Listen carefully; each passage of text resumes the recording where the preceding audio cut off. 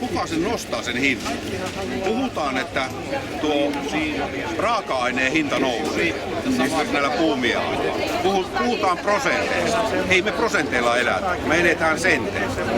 Meillä heinäkuulla oli naudanlihan kohdalla semmoinen tilanne, että tuottajahinnasta puuttui 70 senttiä. Nyt se on eurolla. Sulla nostaa 5 senttiä. Mitä merkitystä sillä 5 sentillä on? Ei.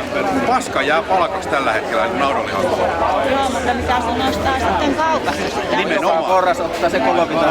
Aivan oikein. Mun mielestä se on helpoin tapa on se kananmuna, että jos viime pääsiäisenä niin kananmunan hinta nousi, kuluttajahinta 49 senttiä, tuottaja sai 6 senttiä siitä.